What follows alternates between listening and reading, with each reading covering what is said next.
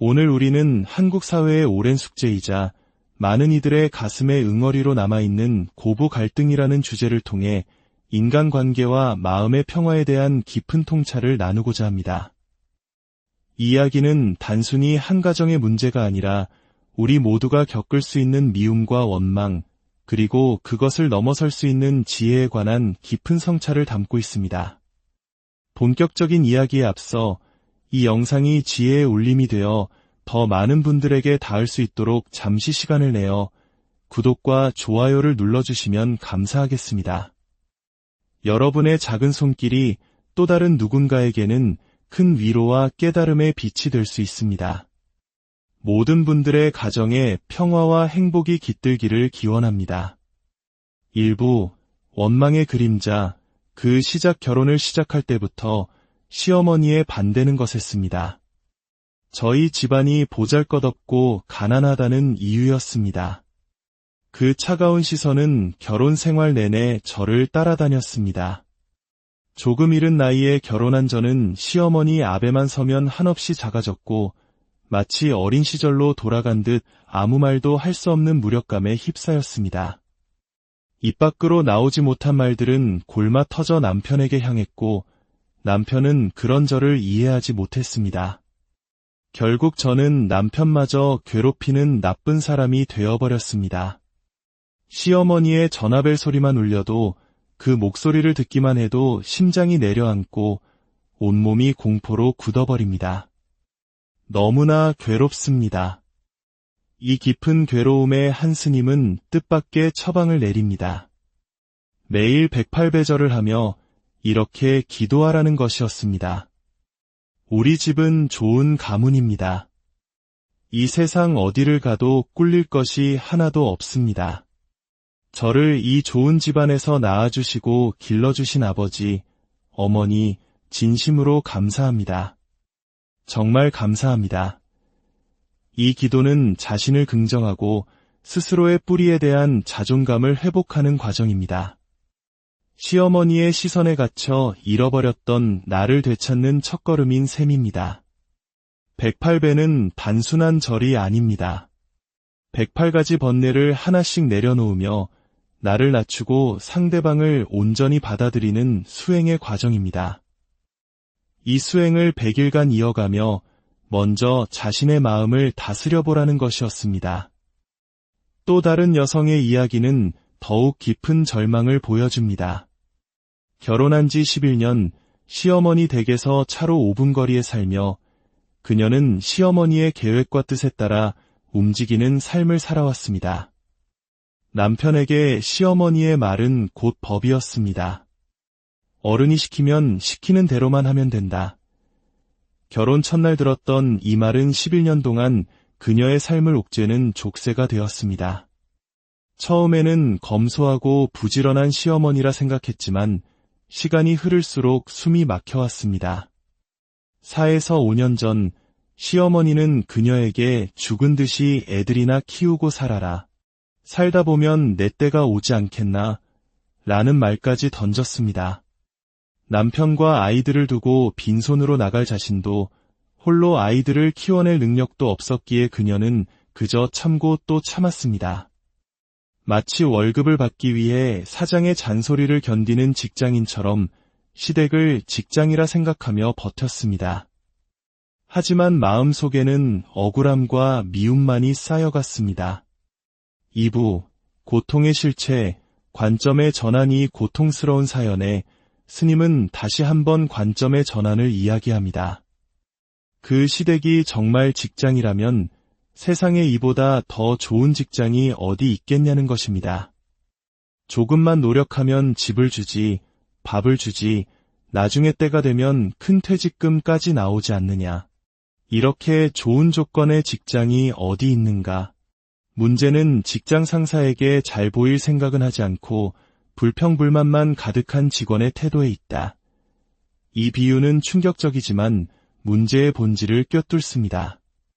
그녀가 겪는 고통은 시어머니의 행동 때문만이 아니라 그 상황을 피해와 억압으로만 받아들이는 자신의 피해의식에서 비롯된다는 것입니다. 가정의 구조를 회사에 비유해 봅시다. 시아버님은 회장님, 시어머니는 사장님, 남편은 부장님, 그리고 자신은 직원입니다. 직원이 사장님의 경영 방침이 마음에 들지 않는다고 해서 회사를 마음대로 바꿀 수는 없습니다. 그만두거나 아니면 적응하며 성과를 내 인정받아야 합니다. 애들을 데리고 나오는 것은 어떨까요? 당장 살 집을 구해야 합니다. 방 2개짜리 전세만 해도 수천만 원이 필요합니다. 직장을 구하고 아이들 학비를 대고 생활비를 마련하는 것, 이 모든 것을 혼자 감당할 수 있을까요? 그럴 자신이 없다면 현재의 상황을 참고 견디는 것이 아니라 오히려 고맙게 생각해야 한다는 것입니다. 고마운 마음이 없으니 불만만 쌓이는 것입니다. 미워하는 마음을 품고 있으면 상대가 잘해줘도 고마움을 느끼지 못하고 모든 행동을 삐뚤어지게 해석하게 됩니다.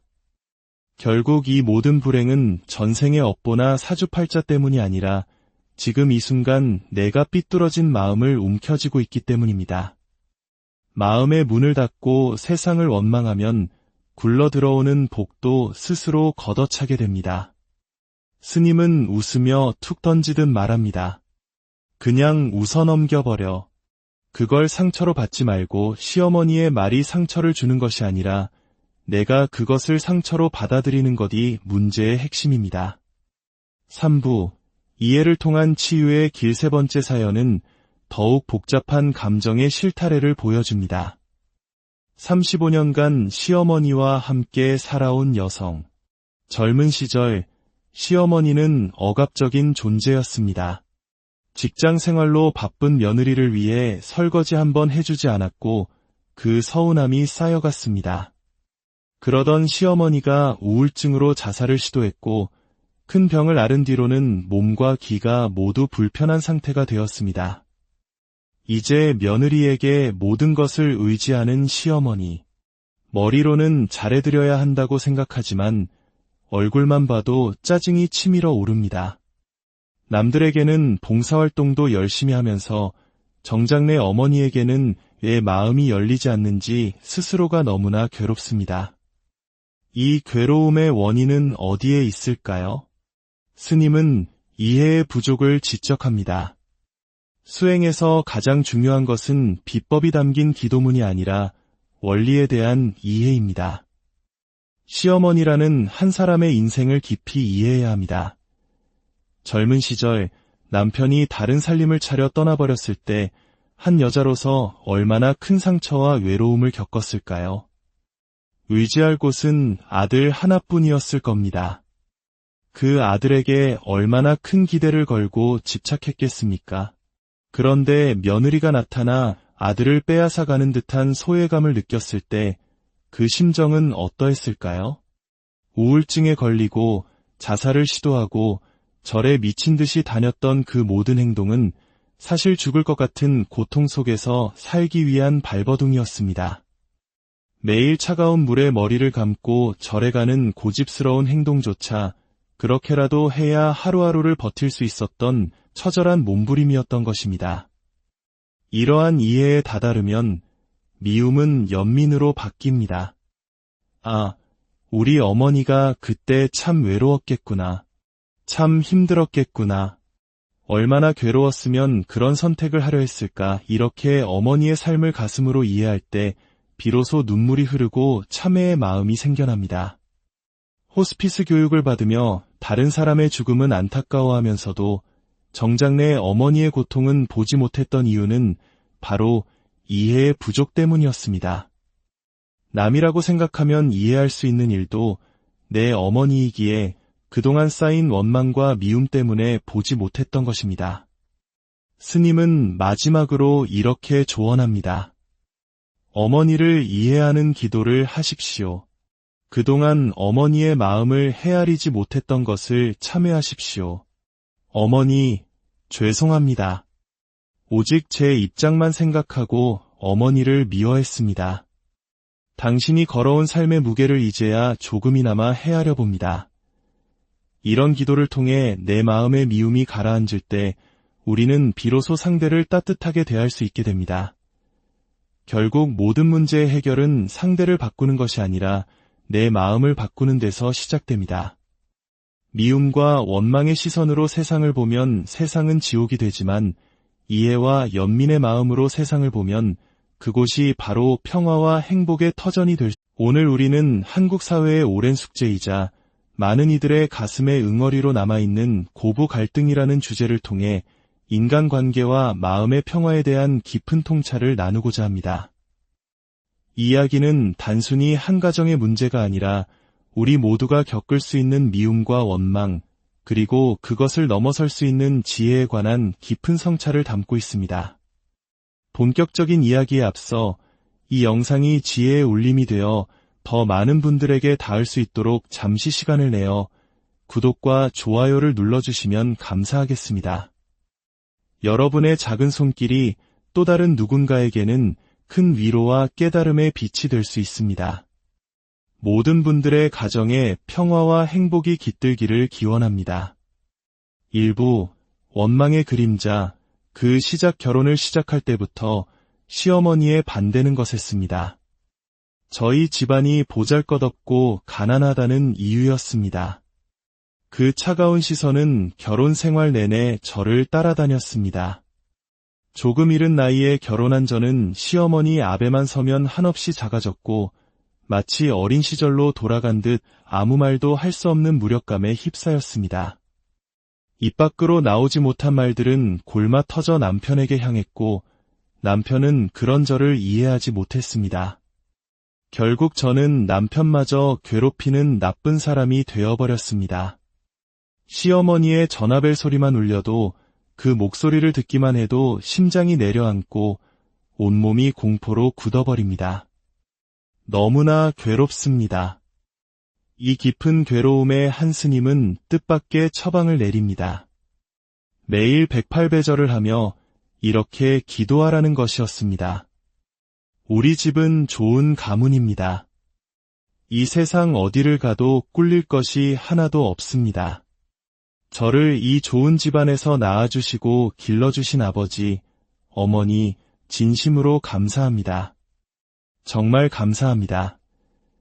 이 기도는 자신을 긍정하고 스스로의 뿌리에 대한 자존감을 회복하는 과정입니다. 시어머니의 시선에 갇혀 잃어버렸던 나를 되찾는 첫걸음인 셈입니다. 108배는 단순한 절이 아닙니다. 108가지 번뇌를 하나씩 내려놓으며 나를 낮추고 상대방을 온전히 받아들이는 수행의 과정입니다. 이 수행을 100일간 이어가며 먼저 자신의 마음을 다스려보라는 것이었습니다. 또 다른 여성의 이야기는 더욱 깊은 절망을 보여줍니다. 결혼한 지 11년, 시어머니 댁에서 차로 5분 거리에 살며 그녀는 시어머니의 계획과 뜻에 따라 움직이는 삶을 살아왔습니다. 남편에게 시어머니의 말은 곧 법이었습니다. 어른이 시키면 시키는 대로만 하면 된다. 결혼 첫날 들었던 이 말은 11년 동안 그녀의 삶을 옥죄는 족쇄가 되었습니다. 처음에는 검소하고 부지런한 시어머니라 생각했지만 시간이 흐를수록 숨이 막혀왔습니다.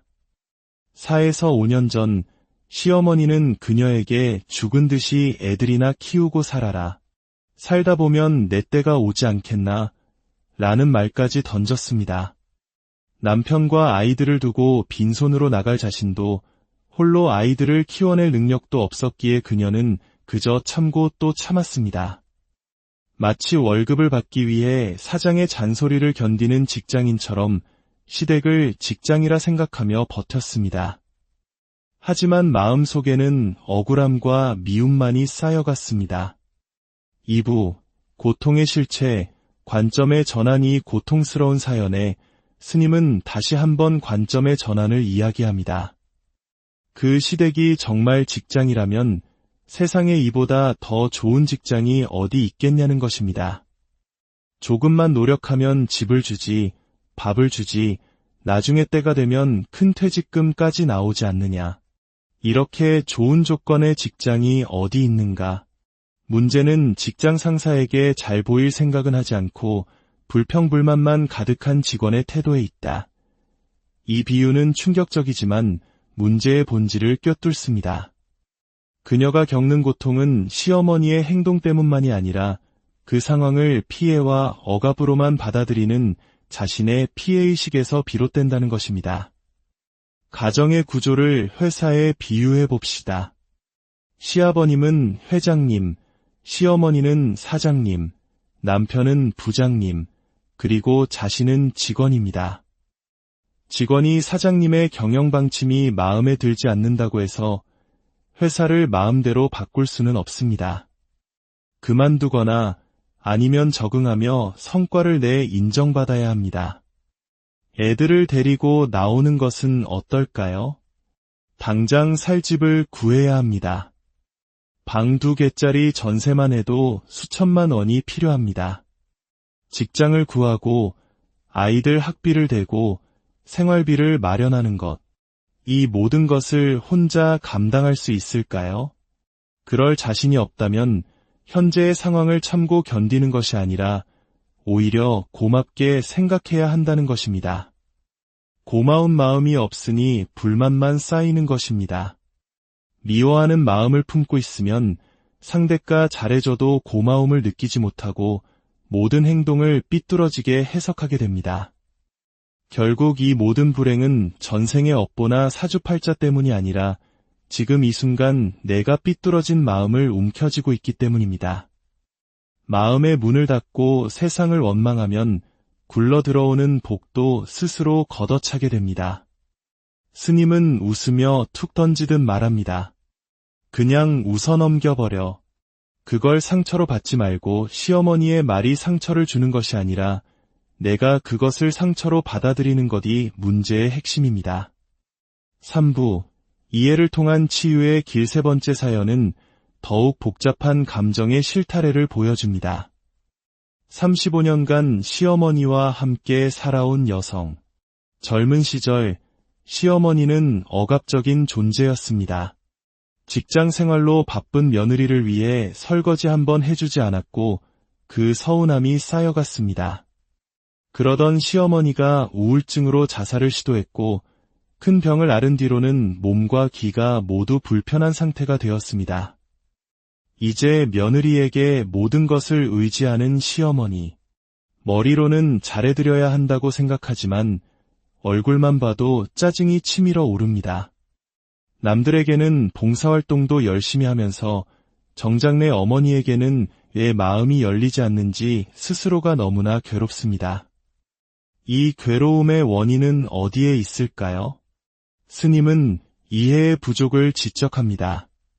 수행에서 가장 중요한 것은 비법이 담긴 기도문이 아니라 원리에 대한 이해입니다. 시어머니라는 한 사람의 인생을 깊이 이해해야 합니다. 젊은 시절 남편이 다른 살림을 차려 떠나버렸을 때 한 여자로서 얼마나 큰 상처와 외로움을 겪었을까요? 의지할 곳은 아들 하나뿐이었을 겁니다. 그 아들에게 얼마나 큰 기대를 걸고 집착했겠습니까? 그런데 며느리가 나타나 아들을 빼앗아가는 듯한 소외감을 느꼈을 때 그 심정은 어떠했을까요? 우울증에 걸리고 자살을 시도하고 절에 미친 듯이 다녔던 그 모든 행동은 사실 죽을 것 같은 고통 속에서 살기 위한 발버둥이었습니다.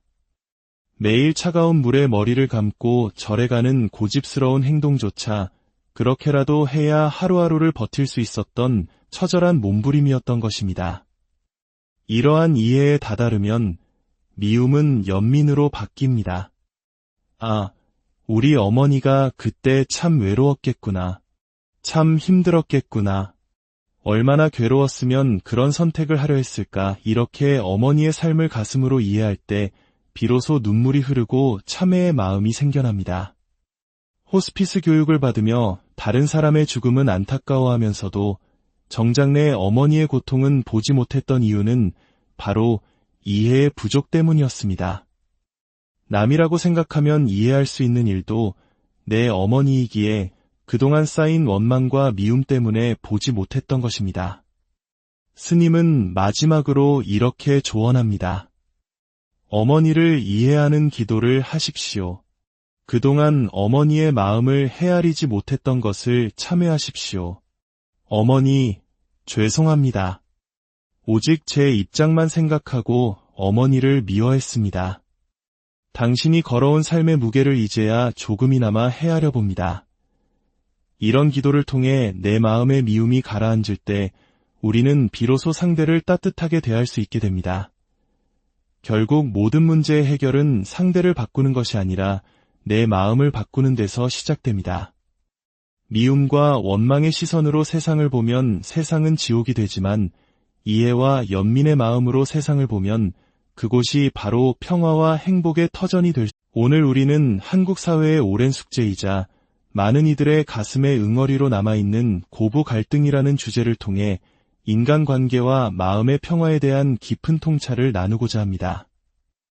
이 이야기는 단순히 한 가정의 문제가 아니라 우리 모두가 겪을 수 있는 미움과 원망, 그리고 그것을 넘어설 수 있는 지혜에 관한 깊은 성찰을 담고 있습니다. 본격적인 이야기에 앞서 이 영상이 지혜의 울림이 되어 더 많은 분들에게 닿을 수 있도록 잠시 시간을 내어 구독과 좋아요를 눌러주시면 감사하겠습니다. 여러분의 작은 손길이 또 다른 누군가에게는 큰 위로와 깨달음의 빛이 될 수 있습니다. 모든 분들의 가정에 평화와 행복이 깃들기를 기원합니다. 1부 원망의 그림자. 그 시작 결혼을 시작할 때부터 시어머니의 반대는 것했습니다. 저희 집안이 보잘것없고 가난하다는 이유였습니다. 그 차가운 시선은 결혼 생활 내내 저를 따라다녔습니다. 조금 이른 나이에 결혼한 저는 시어머니 앞에만 서면 한없이 작아졌고 마치 어린 시절로 돌아간 듯 아무 말도 할 수 없는 무력감에 휩싸였습니다. 입 밖으로 나오지 못한 말들은 골마 터져 남편에게 향했고 남편은 그런 저를 이해하지 못했습니다. 결국 저는 남편마저 괴롭히는 나쁜 사람이 되어버렸습니다. 시어머니의 전화벨 소리만 울려도 그 목소리를 듣기만 해도 심장이 내려앉고 온몸이 공포로 굳어버립니다. 너무나 괴롭습니다. 이 깊은 괴로움에 한 스님은 뜻밖의 처방을 내립니다. 매일 108배절을 하며 이렇게 기도하라는 것이었습니다. 우리 집은 좋은 가문입니다. 이 세상 어디를 가도 꿀릴 것이 하나도 없습니다. 저를 이 좋은 집안에서 낳아주시고 길러주신 아버지, 어머니, 진심으로 감사합니다. 정말 감사합니다.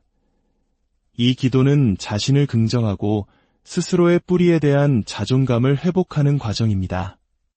시어머니의 시선에 갇혀 잃어버렸던 나를 되찾는 첫걸음인 셈입니다. 108배는 단순한 절이 아닙니다. 108가지 번뇌를 하나씩 내려놓으며 나를 낮추고 상대방을 온전히 받아들이는 수행의 과정입니다. 이 수행을 100일간 이어가며 먼저 자신의 마음을 다스려보라는 것이었습니다. 또 다른 여성의 이야기는 더욱 깊은 절망을 보여줍니다. 결혼한 지 11년, 시어머니 댁에서 차로 5분 거리에 살며 그녀는 시어머니의 계획과 뜻에 따라 움직이는 삶을 살아왔습니다. 남편에게 시어머니의 말은 곧 법이었습니다. 어른이 시키면 시키는 대로만 하면 된다. 결혼 첫날 들었던 이 말은 11년 동안 그녀의 삶을 옥죄는 족쇄가 되었습니다. 처음에는 검소하고 부지런한 시어머니라 생각했지만 시간이 흐를수록 숨이 막혀왔습니다. 4에서 5년 전 시어머니는 그녀에게 죽은 듯이 애들이나 키우고 살아라. 살다 보면 내 때가 오지 않겠나? 라는 말까지 던졌습니다. 남편과 아이들을 두고 빈손으로 나갈 자신도 홀로 아이들을 키워낼 능력도 없었기에 그녀는 그저 참고 또 참았습니다. 마치 월급을 받기 위해 사장의 잔소리를 견디는 직장인처럼 시댁을 직장이라 생각하며 버텼습니다. 하지만 마음속에는 억울함과 미움만이 쌓여갔습니다. 2부, 고통의 실체, 관점의 전환이 고통스러운 사연에 스님은 다시 한번 관점의 전환을 이야기합니다. 그 시댁이 정말 직장이라면 세상에 이보다 더 좋은 직장이 어디 있겠냐는 것입니다. 조금만 노력하면 집을 주지, 밥을 주지, 나중에 때가 되면 큰 퇴직금까지 나오지 않느냐. 이렇게 좋은 조건의 직장이 어디 있는가? 문제는 직장 상사에게 잘 보일 생각은 하지 않고 불평불만만 가득한 직원의 태도에 있다. 이 비유는 충격적이지만 문제의 본질을 꿰뚫습니다. 그녀가 겪는 고통은 시어머니의 행동 때문만이 아니라 그 상황을 피해와 억압으로만 받아들이는 자신의 피해의식에서 비롯된다는 것입니다. 가정의 구조를 회사에 비유해 봅시다. 시아버님은 회장님, 시어머니는 사장님, 남편은 부장님, 그리고 자신은 직원입니다. 직원이 사장님의 경영 방침이 마음에 들지 않는다고 해서 회사를 마음대로 바꿀 수는 없습니다. 그만두거나 아니면 적응하며 성과를 내 인정받아야 합니다. 애들을 데리고 나오는 것은 어떨까요? 당장 살 집을 구해야 합니다. 방 2개짜리 전세만 해도 수천만 원이 필요합니다. 직장을 구하고 아이들 학비를 대고 생활비를 마련하는 것, 이 모든 것을 혼자 감당할 수 있을까요? 그럴 자신이 없다면 현재의 상황을 참고 견디는 것이 아니라 오히려 고맙게 생각해야 한다는 것입니다. 고마운 마음이 없으니 불만만 쌓이는 것입니다. 미워하는 마음을 품고 있으면 상대가 잘해줘도 고마움을 느끼지 못하고 모든 행동을 삐뚤어지게 해석하게 됩니다. 결국 이 모든 불행은 전생의 업보나 사주팔자 때문이 아니라 지금 이 순간 내가 삐뚤어진 마음을 움켜쥐고 있기 때문입니다. 마음의 문을 닫고 세상을 원망하면 굴러 들어오는 복도 스스로 걷어차게 됩니다. 스님은 웃으며 툭 던지듯 말합니다. 그냥 웃어 넘겨버려. 그걸 상처로 받지 말고 시어머니의 말이 상처를 주는 것이 아니라 내가 그것을 상처로 받아들이는 것이 문제의 핵심입니다. 3부 이해를 통한 치유의 길 3번째 사연은 더욱 복잡한 감정의 실타래를 보여줍니다. 35년간 시어머니와 함께 살아온 여성. 젊은 시절 시어머니는 억압적인 존재였습니다. 직장 생활로 바쁜 며느리를 위해 설거지 한번 해주지 않았고 그 서운함이 쌓여갔습니다. 그러던 시어머니가 우울증으로 자살을 시도했고 큰 병을 앓은 뒤로는 몸과 기가 모두 불편한 상태가 되었습니다.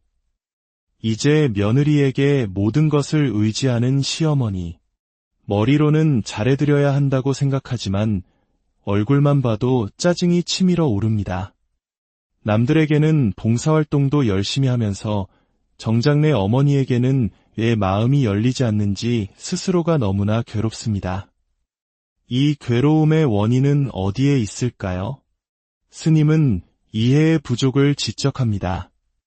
수행에서 가장 중요한 것은 비법이 담긴 기도문이 아니라 원리에 대한 이해입니다.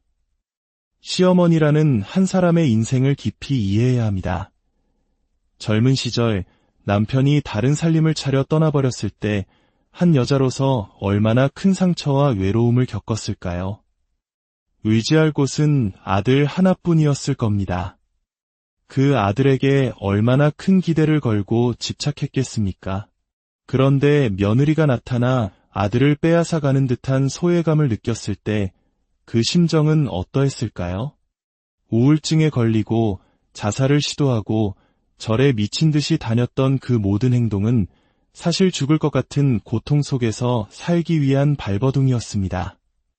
매일 차가운 물에 머리를 감고 절에 가는 고집스러운 행동조차 그렇게라도 해야 하루하루를 버틸 수 있었던 처절한 몸부림이었던 것입니다.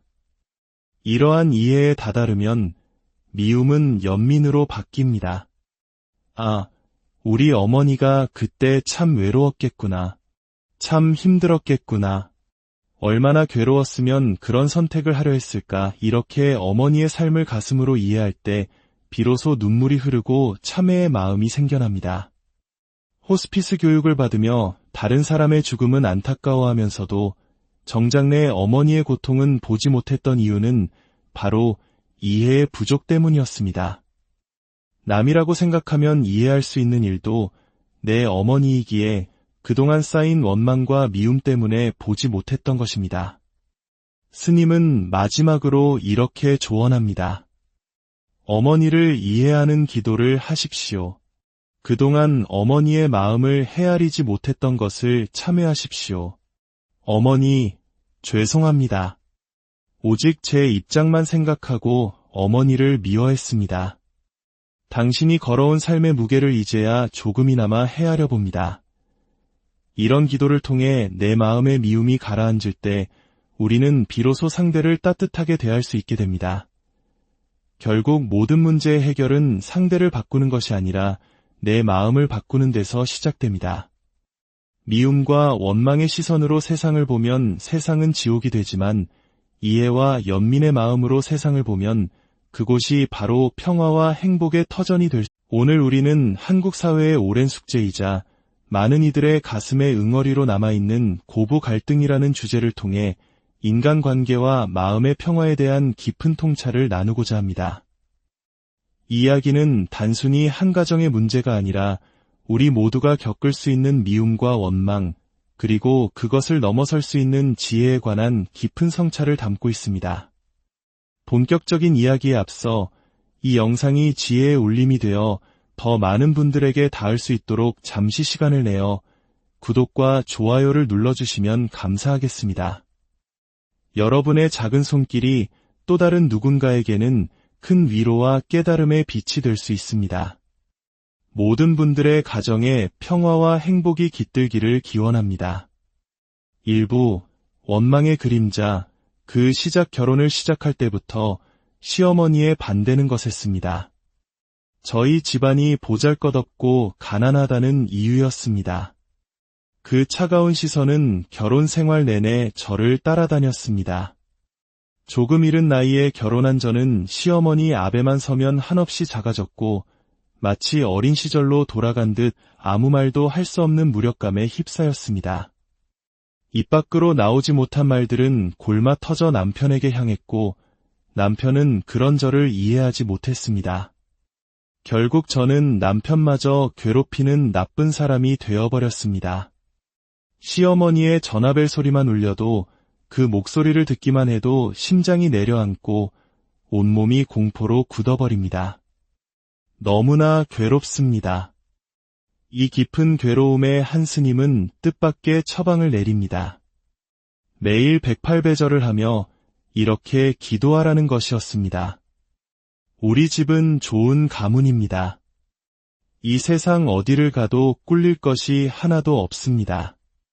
저를 이 좋은 집안에서 낳아주시고 길러주신 아버지, 어머니, 진심으로 감사합니다.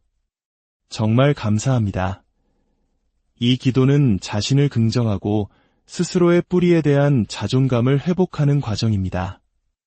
시어머니의 시선에 갇혀 잃어버렸던 나를 되찾는 첫걸음인 셈입니다. 108배는 단순한 절이 아닙니다. 108가지 번뇌를 하나씩 내려놓으며 나를 낮추고 상대방을 온전히 받아들이는 수행의 과정입니다. 이 수행을 100일간 이어가며 먼저 자신의 마음을 다스려보라는 것이었습니다. 또 다른 여성의 이야기는 더욱 깊은 절망을 보여줍니다. 결혼한 지 11년, 시어머니 댁에서 차로 5분 거리에 살며 그녀는 시어머니의 계획과 뜻에 따라 움직이는 삶을 살아왔습니다. 남편에게 시어머니의 말은 곧 법이었습니다. 어른이 시키면 시키는 대로만 하면 된다. 결혼 첫날 들었던 이 말은 11년 동안 그녀의 삶을 옥죄는 족쇄가 되었습니다. 처음에는 검소하고 부지런한 시어머니라 생각했지만 시간이 흐를수록 숨이 막혀왔습니다. 4에서 5년 전 시어머니는 그녀에게 죽은 듯이 애들이나 키우고 살아라. 살다 보면 내 때가 오지 않겠나? 라는 말까지 던졌습니다.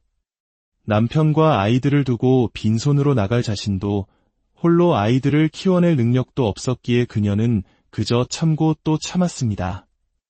마치 월급을 받기 위해 사장의 잔소리를 견디는 직장인처럼 시댁을 직장이라 생각하며 버텼습니다. 하지만 마음속에는 억울함과 미움만이 쌓여갔습니다.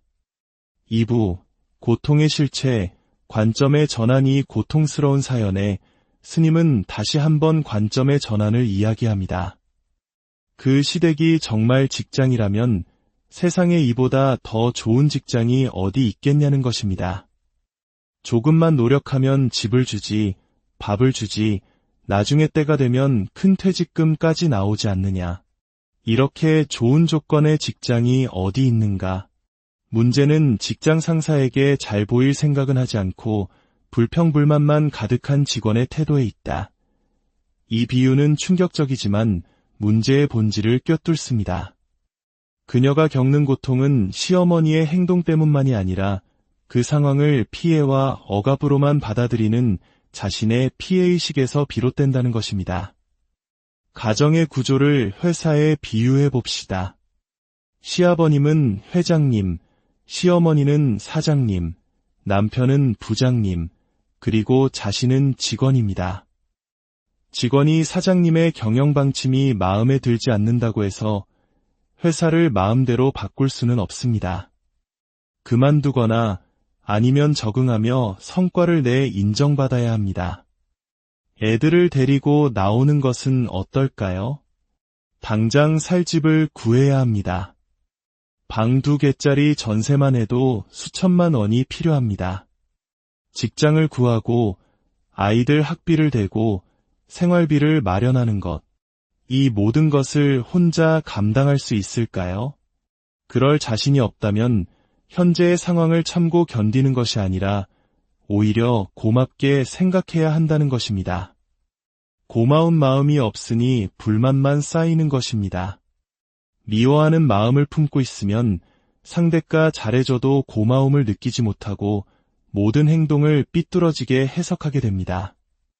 결국 이 모든 불행은 전생의 업보나 사주팔자 때문이 아니라 지금 이 순간 내가 삐뚤어진 마음을 움켜쥐고 있기 때문입니다. 마음의 문을 닫고 세상을 원망하면 굴러 들어오는 복도 스스로 걷어차게 됩니다.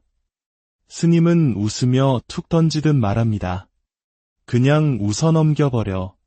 그걸 상처로 받지 말고 시어머니의 말이 상처를 주는 것이 아니라 내가 그것을 상처로 받아들이는 것이 문제의 핵심입니다. 3부, 이해를 통한 치유의 길 3번째 사연은 더욱 복잡한 감정의 실타래를 보여줍니다. 35년간 시어머니와 함께 살아온 여성. 젊은 시절 시어머니는 억압적인 존재였습니다. 직장 생활로 바쁜 며느리를 위해 설거지 한번 해주지 않았고 그 서운함이 쌓여갔습니다. 그러던 시어머니가 우울증으로 자살을 시도했고 큰 병을 앓은 뒤로는 몸과 기가 모두 불편한 상태가 되었습니다. 이제 며느리에게 모든 것을 의지하는 시어머니. 머리로는 잘해드려야 한다고 생각하지만 얼굴만 봐도 짜증이 치밀어 오릅니다. 남들에게는 봉사활동도 열심히 하면서 정작 내 어머니에게는 왜 마음이 열리지 않는지 스스로가 너무나 괴롭습니다. 이 괴로움의 원인은 어디에 있을까요? 스님은 이해의 부족을 지적합니다. 수행에서 가장 중요한 것은 비법이 담긴 기도문이 아니라 원리에 대한 이해입니다. 시어머니라는 한 사람의 인생을 깊이 이해해야 합니다. 젊은 시절 남편이 다른 살림을 차려 떠나버렸을 때 한 여자로서 얼마나 큰 상처와 외로움을 겪었을까요? 의지할 곳은 아들 하나뿐이었을 겁니다. 그 아들에게 얼마나 큰 기대를 걸고 집착했겠습니까?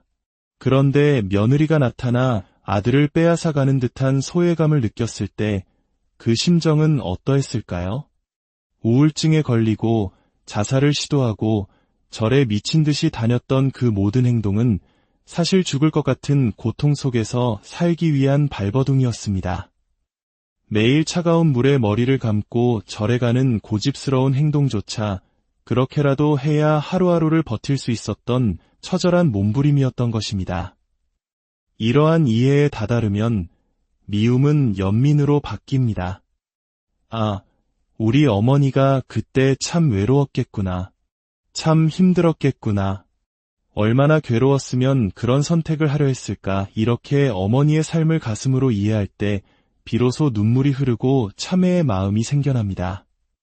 호스피스 교육을 받으며 다른 사람의 죽음은 안타까워하면서도 정작 내 어머니의 고통은 보지 못했던 이유는 바로 이해의 부족 때문이었습니다.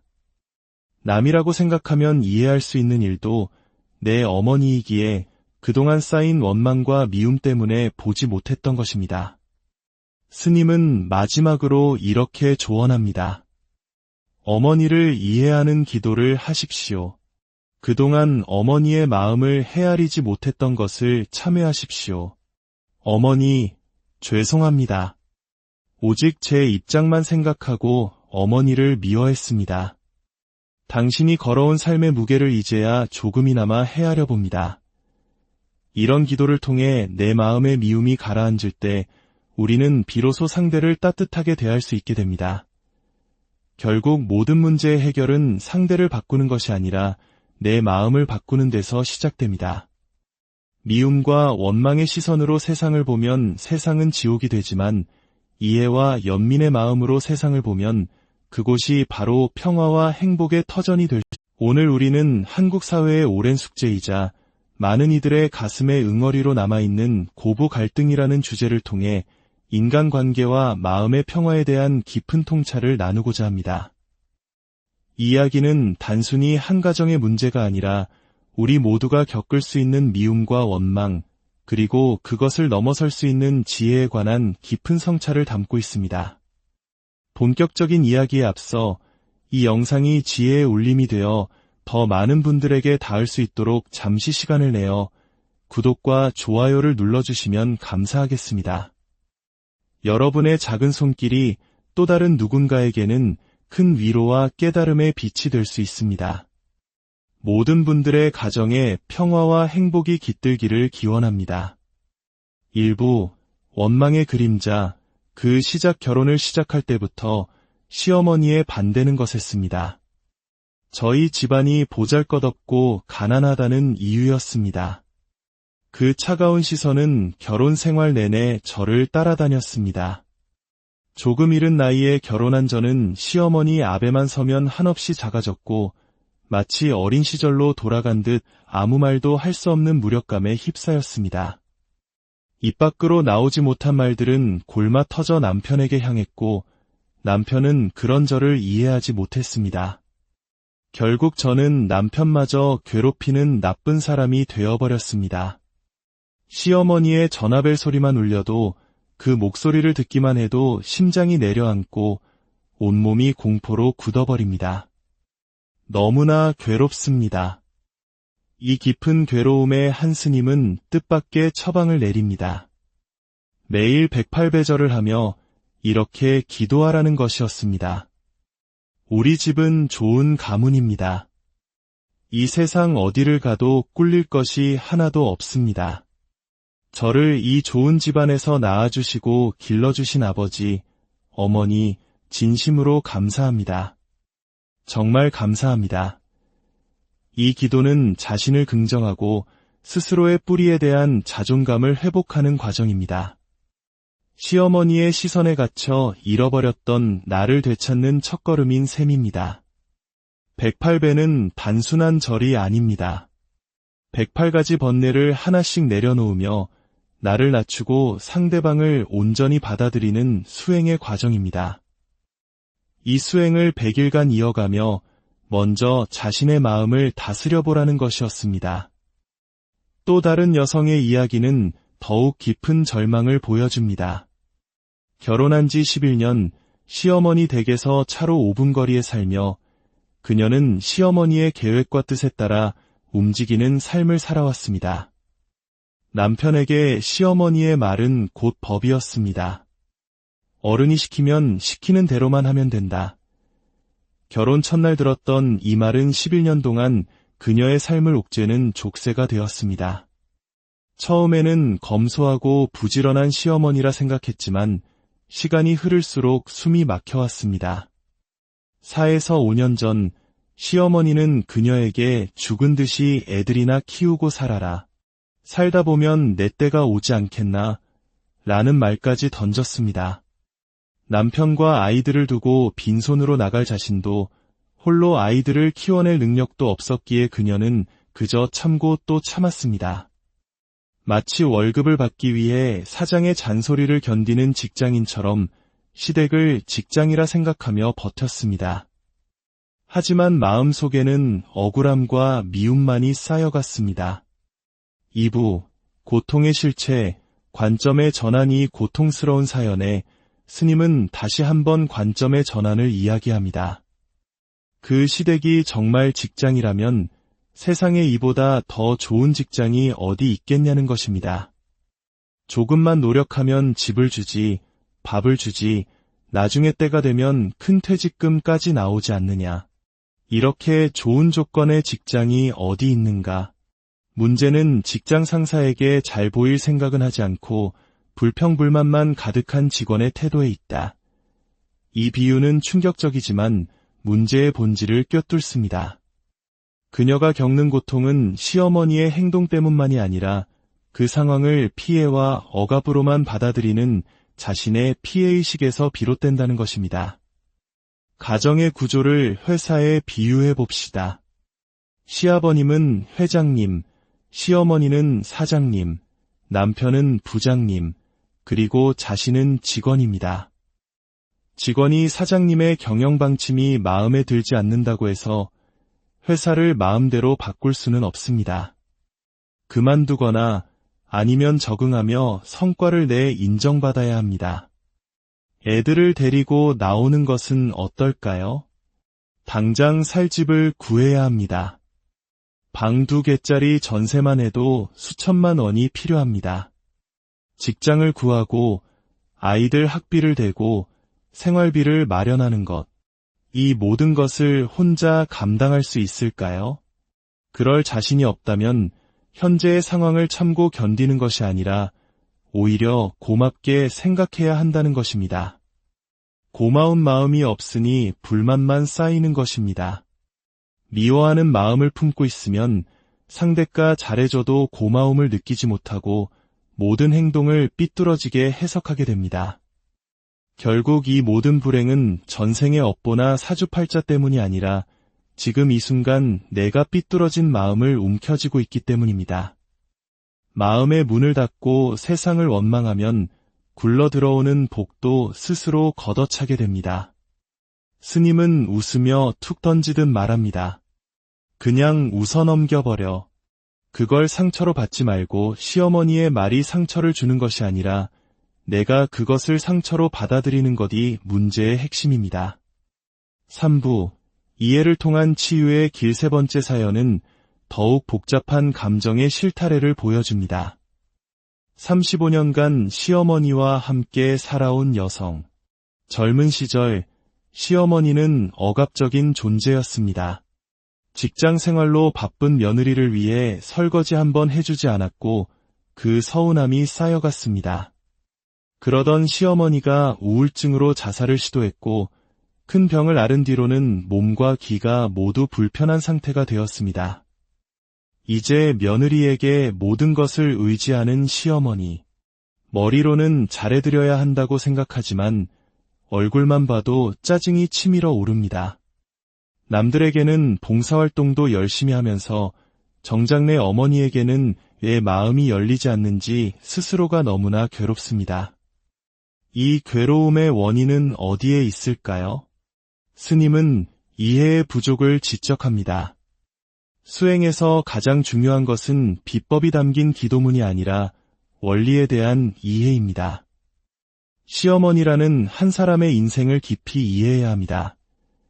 젊은 시절 남편이 다른 살림을 차려 떠나버렸을 때 한 여자로서 얼마나 큰 상처와 외로움을 겪었을까요? 의지할 곳은 아들 하나뿐이었을 겁니다. 그 아들에게 얼마나 큰 기대를 걸고 집착했겠습니까? 그런데 며느리가 나타나 아들을 빼앗아가는 듯한 소외감을 느꼈을 때 그 심정은 어떠했을까요? 우울증에 걸리고 자살을 시도하고 절에 미친 듯이 다녔던 그 모든 행동은 사실 죽을 것 같은 고통 속에서 살기 위한 발버둥이었습니다. 매일 차가운 물에 머리를 감고 절에 가는 고집스러운 행동조차 그렇게라도 해야 하루하루를 버틸 수 있었던 처절한 몸부림이었던 것입니다. 이러한 이해에 다다르면 미움은 연민으로 바뀝니다. 아, 우리 어머니가 그때 참 외로웠겠구나. 참 힘들었겠구나. 얼마나 괴로웠으면 그런 선택을 하려 했을까. 이렇게 어머니의 삶을 가슴으로 이해할 때 비로소 눈물이 흐르고 참회의 마음이 생겨납니다. 호스피스 교육을 받으며 다른 사람의 죽음은 안타까워하면서도 정작 내 어머니의 고통은 보지 못했던 이유는 바로 이해의 부족 때문이었습니다. 남이라고 생각하면 이해할 수 있는 일도 내 어머니이기에 그동안 쌓인 원망과 미움 때문에 보지 못했던 것입니다. 스님은 마지막으로 이렇게 조언합니다. 어머니를 이해하는 기도를 하십시오. 그동안 어머니의 마음을 헤아리지 못했던 것을 참회하십시오. 어머니, 죄송합니다. 오직 제 입장만 생각하고 어머니를 미워했습니다. 당신이 걸어온 삶의 무게를 이제야 조금이나마 헤아려 봅니다. 이런 기도를 통해 내 마음의 미움이 가라앉을 때 우리는 비로소 상대를 따뜻하게 대할 수 있게 됩니다. 결국 모든 문제의 해결은 상대를 바꾸는 것이 아니라 내 마음을 바꾸는 데서 시작됩니다. 미움과 원망의 시선으로 세상을 보면 세상은 지옥이 되지만 이해와 연민의 마음으로 세상을 보면 그곳이 바로 평화와 행복의 터전이 될 수. 오늘 우리는 한국 사회의 오랜 숙제이자 많은 이들의 가슴에 응어리로 남아있는 고부 갈등이라는 주제를 통해 인간관계와 마음의 평화에 대한 깊은 통찰을 나누고자 합니다. 이 이야기는 단순히 한 가정의 문제가 아니라 우리 모두가 겪을 수 있는 미움과 원망, 그리고 그것을 넘어설 수 있는 지혜에 관한 깊은 성찰을 담고 있습니다. 본격적인 이야기에 앞서 이 영상이 지혜의 울림이 되어 더 많은 분들에게 닿을 수 있도록 잠시 시간을 내어 구독과 좋아요를 눌러주시면 감사하겠습니다. 여러분의 작은 손길이 또 다른 누군가에게는 큰 위로와 깨달음의 빛이 될 수 있습니다. 모든 분들의 가정에 평화와 행복이 깃들기를 기원합니다. 1부 원망의 그림자. 그 시작 결혼을 시작할 때부터 시어머니의 반대는 것했습니다. 저희 집안이 보잘것없고 가난하다는 이유였습니다. 그 차가운 시선은 결혼 생활 내내 저를 따라다녔습니다. 조금 이른 나이에 결혼한 저는 시어머니 앞에만 서면 한없이 작아졌고 마치 어린 시절로 돌아간 듯 아무 말도 할 수 없는 무력감에 휩싸였습니다. 입 밖으로 나오지 못한 말들은 골마 터져 남편에게 향했고 남편은 그런 저를 이해하지 못했습니다. 결국 저는 남편마저 괴롭히는 나쁜 사람이 되어버렸습니다. 시어머니의 전화벨 소리만 울려도 그 목소리를 듣기만 해도 심장이 내려앉고 온몸이 공포로 굳어버립니다. 너무나 괴롭습니다. 이 깊은 괴로움에 한 스님은 뜻밖의 처방을 내립니다. 매일 108배절을 하며 이렇게 기도하라는 것이었습니다. 우리 집은 좋은 가문입니다.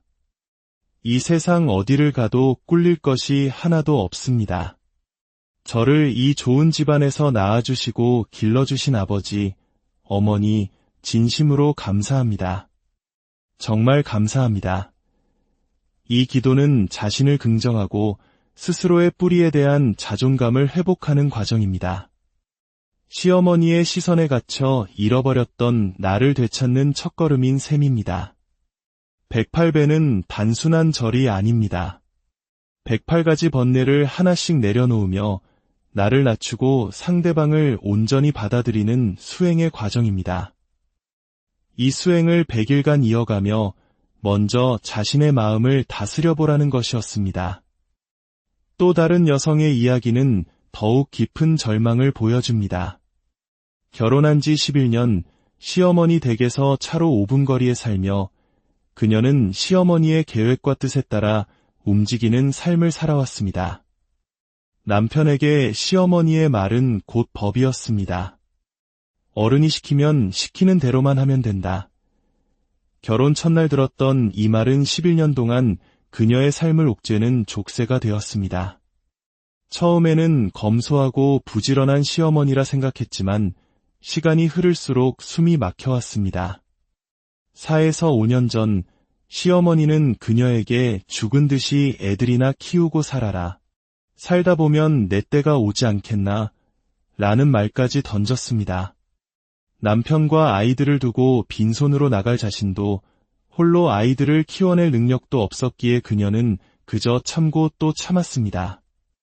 마치 월급을 받기 위해 사장의 잔소리를 견디는 직장인처럼 시댁을 직장이라 생각하며 버텼습니다. 하지만 마음속에는 억울함과 미움만이 쌓여갔습니다. 2부, 고통의 실체, 관점의 전환이 고통스러운 사연에 스님은 다시 한번 관점의 전환을 이야기합니다.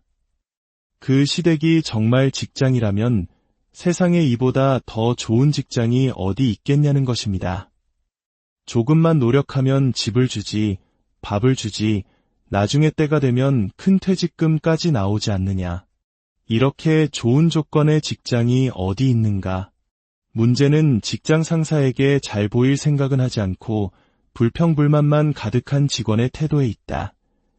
이 비유는 충격적이지만 문제의 본질을 꿰뚫습니다. 그녀가 겪는 고통은 시어머니의 행동 때문만이 아니라 그 상황을 피해와 억압으로만 받아들이는 자신의 피해의식에서 비롯된다는 것입니다. 가정의 구조를 회사에 비유해 봅시다.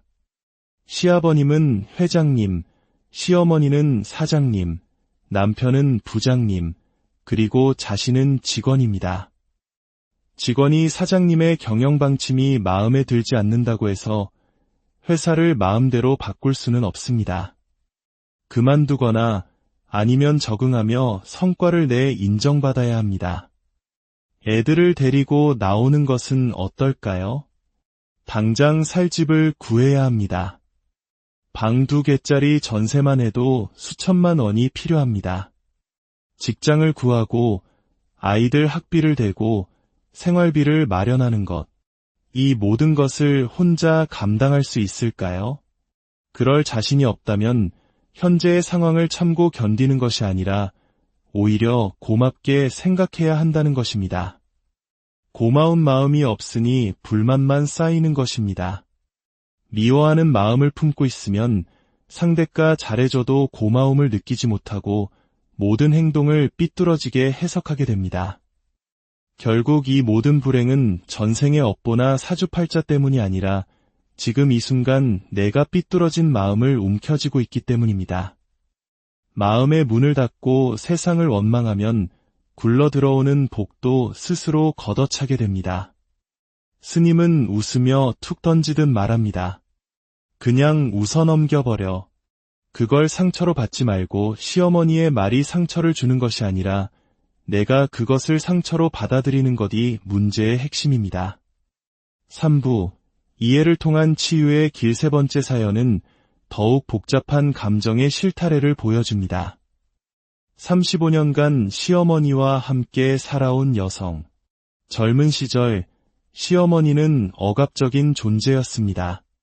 직장 생활로 바쁜 며느리를 위해 설거지 한번 해주지 않았고 그 서운함이 쌓여갔습니다.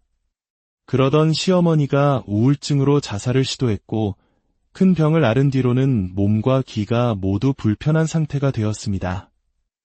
이제 며느리에게 모든 것을 의지하는 시어머니. 머리로는 잘해드려야 한다고 생각하지만 얼굴만 봐도 짜증이 치밀어 오릅니다.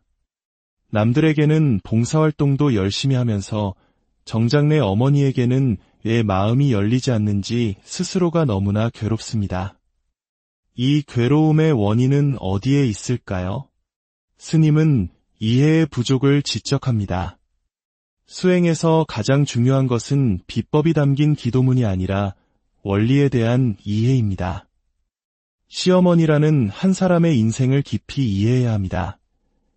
젊은 시절 남편이 다른 살림을 차려 떠나버렸을 때 한 여자로서 얼마나 큰 상처와 외로움을 겪었을까요?